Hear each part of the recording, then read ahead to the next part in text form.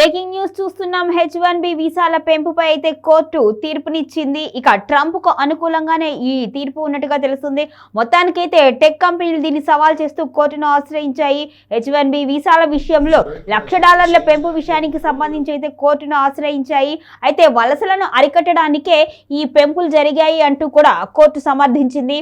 అమెరికాలోని కంపెనీలు విదేశీ నిపుణుల నియామకం కోసం తీసుకుంటున్న H1B వీసాలకు వార్షిక ఫీజు $1,00,000 పెంచుతూ ట్రంప్ సర్కార్ గతంలో నిర్ణయం తీసుకుంది. దీంతో కంపెనీలు ఇరుకున పడ్డాయి. $1,00,000 ఖర్చు చేసి విదేశీ నిపుణులకు ఉద్యోగాలు ఇవ్వకుండా స్వదేశంలోనే ఉద్యోగుల్ని తీసుకుంటున్నాయి అని ట్రంప్ భావిస్తే కంపెనీలు మాత్రం వెనక్కి తగ్గలేదు. అదే సమయంలో రాజకీయంగానూ ఒత్తిడి పెరగడంతో కొత్తగా జారీ చేసిన H1B వీసాలకు మాత్రమే $1,00,000 ఫీజు పెంపు వర్తించేలా ఉత్తర్వులు సవరించింది. అయితే దీనిపై టెక్ కంపెనీలన్నీ కూడా సవాల్ చేశాయి.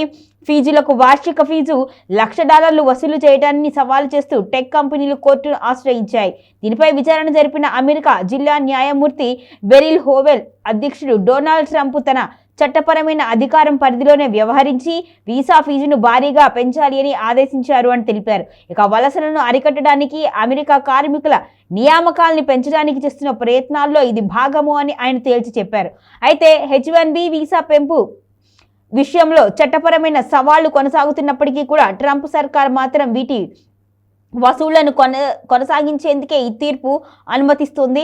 ట్రంప్ సర్కార్ చర్యను అడ్డుకోవాలి అని ఛాంబర్ ఆఫ్ కామర్స్ దాఖలు చేసిన పిటిషన్పై కూడా ఉన్నత న్యాయస్థానంలో అప్పీల్ చేసుకోవచ్చు అని న్యాయమూర్తి వెల్లడించారు. ఈ మేరకు ట్రంప్కు H1B వీసాల ఫీజు పెంపు విషయం అధికారం లేదు అని ఛాంబర్ చేసిన వాదనను జడ్జి హోవెల్ తోసిపుచ్చారు. అధ్యక్షుడికి ఉన్న అధికారాల మేరకు ఈ నిర్ణయం ఉంది అని ఆయన తేల్చి చెప్పారు.